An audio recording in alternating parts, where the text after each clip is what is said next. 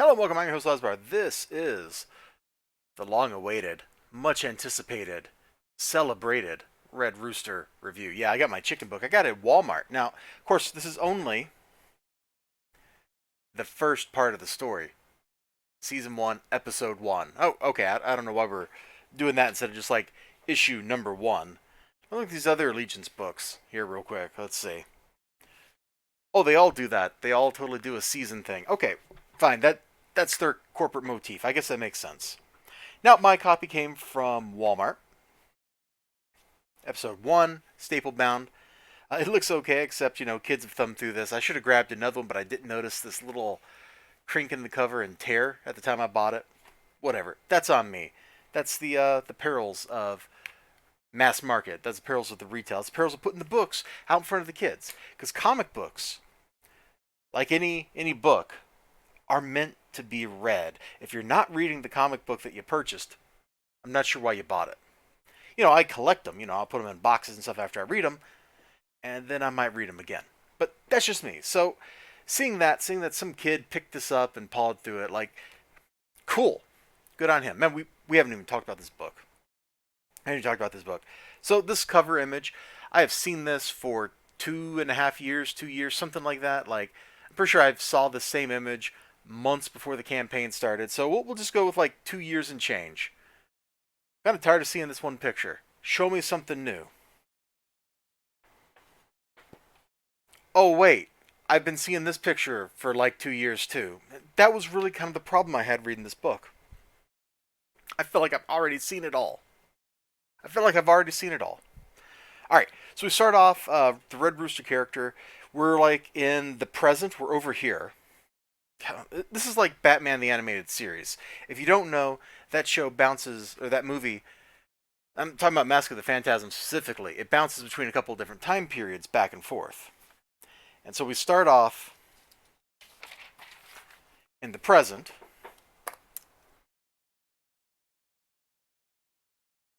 and then we go to the past in the first couple of pages.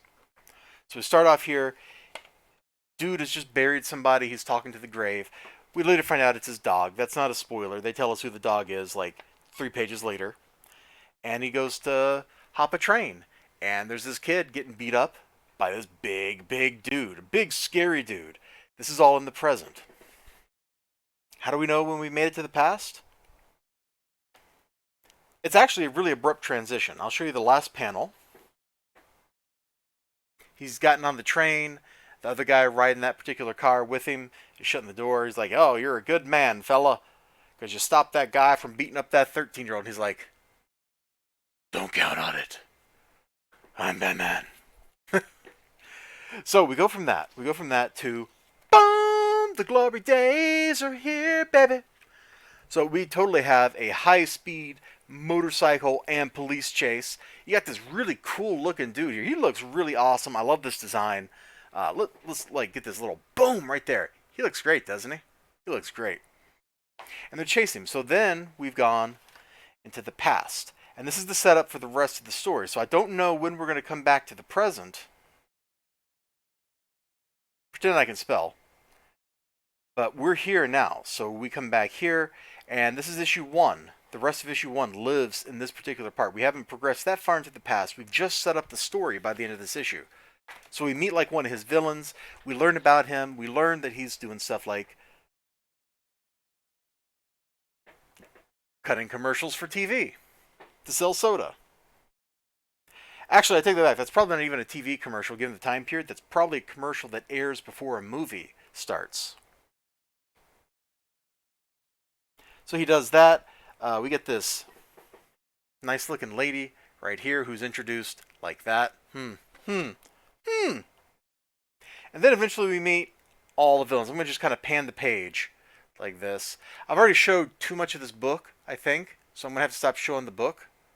But there's all the villains. And so we learn that the bad guys have a plan to stop the good guys. Whoa! Mind-blowing material. I know.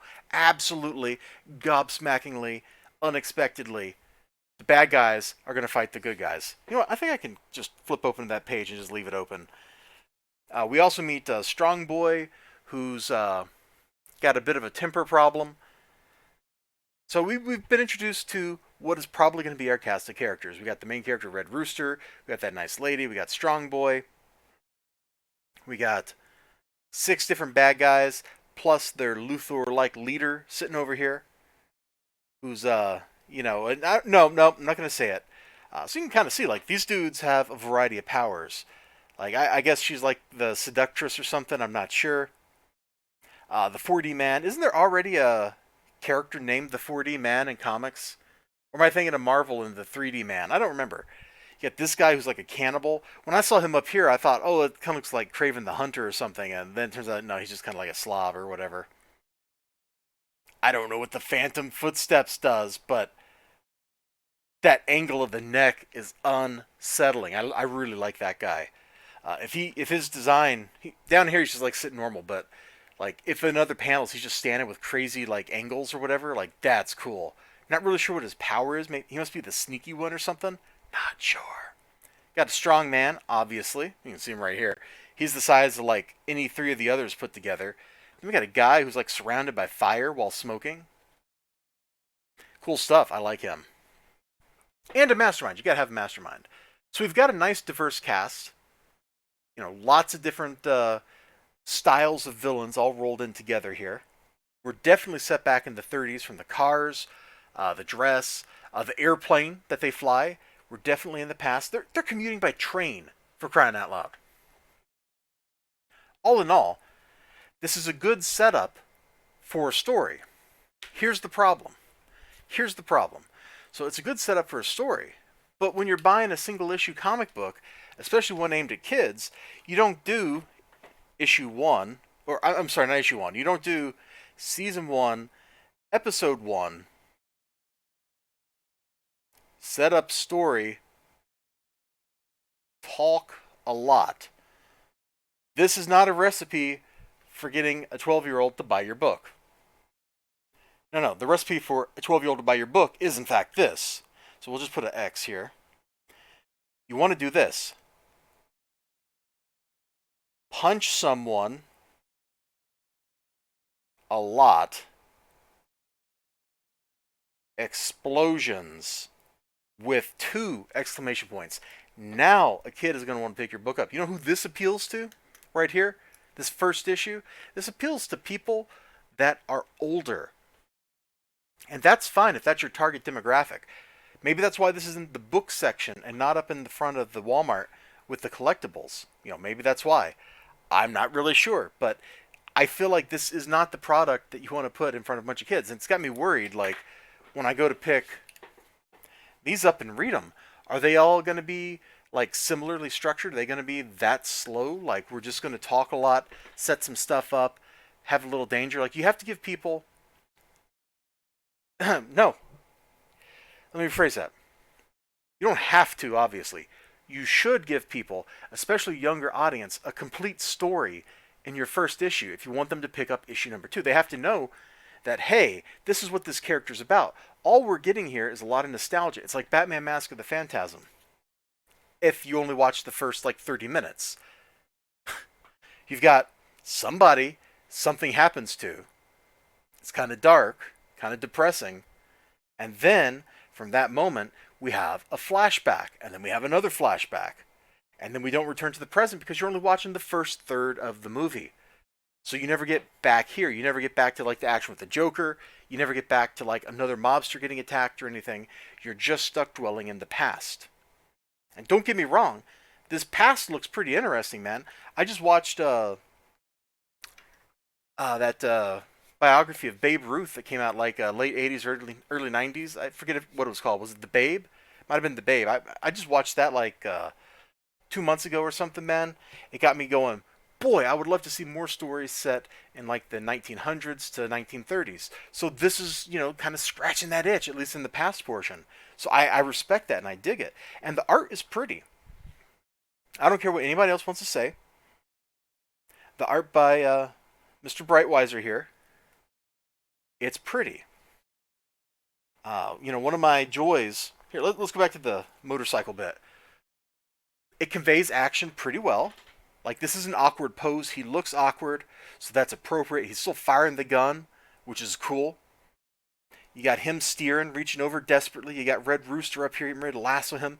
This is dynamic. It's awesome looking.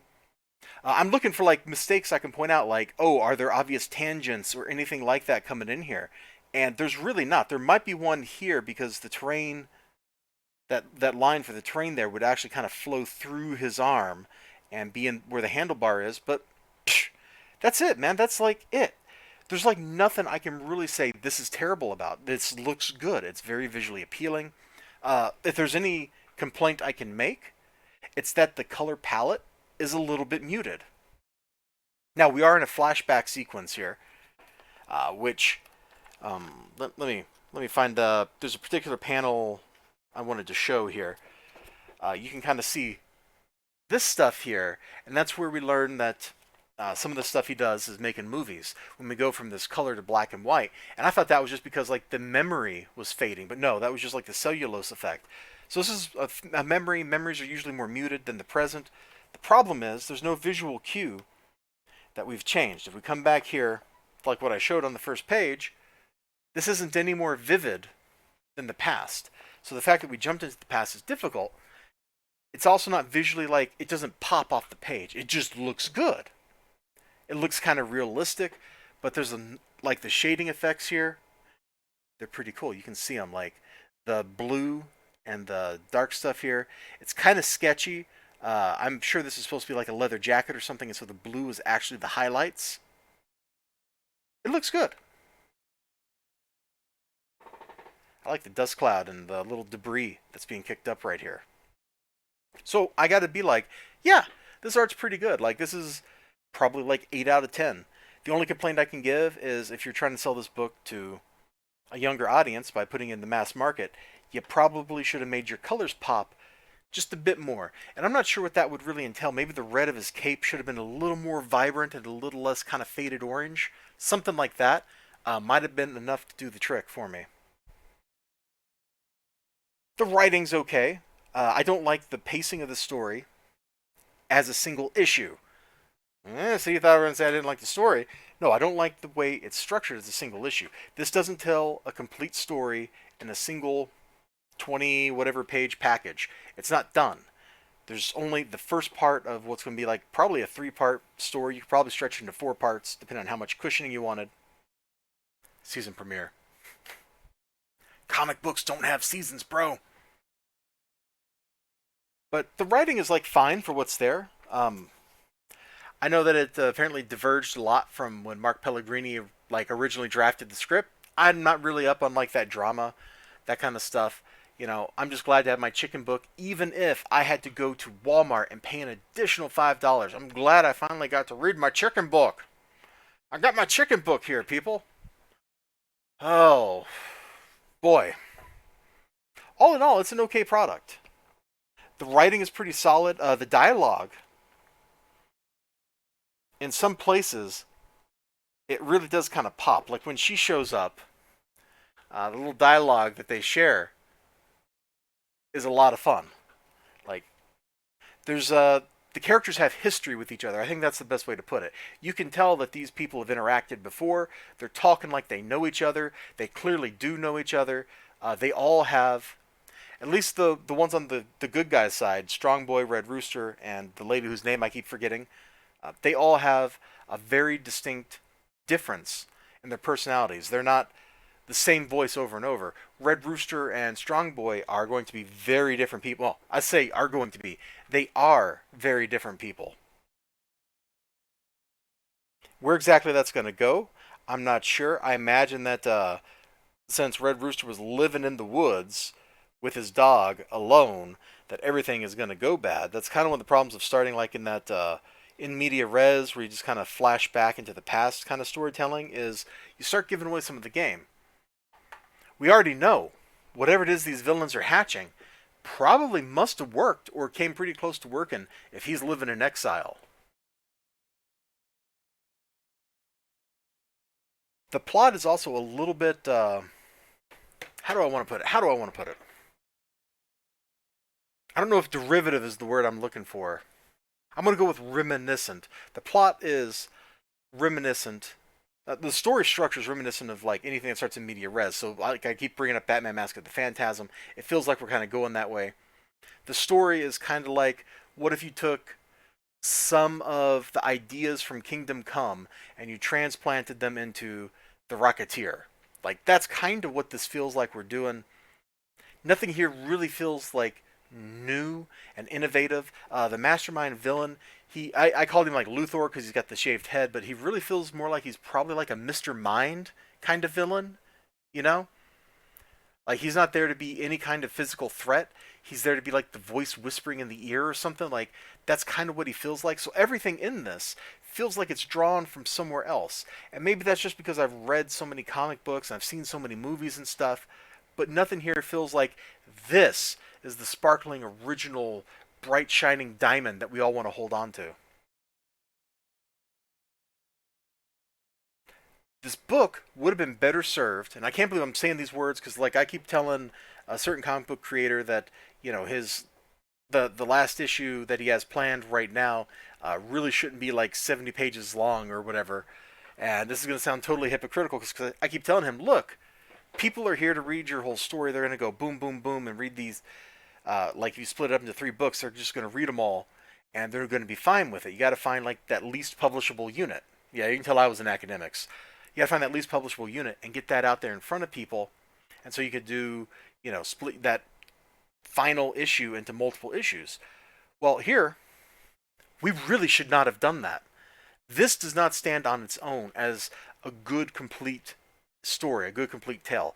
I know, like if you pick up a #1 issue from DC or whatever, it's all set up, just like this is. That's not a great way to lure people in. You have to give them something that's a complete atom of story, something that gives you a beginning, middle, and end. This is just, well, we're starting media res, so it's kind of like beginning, beginning, beginning.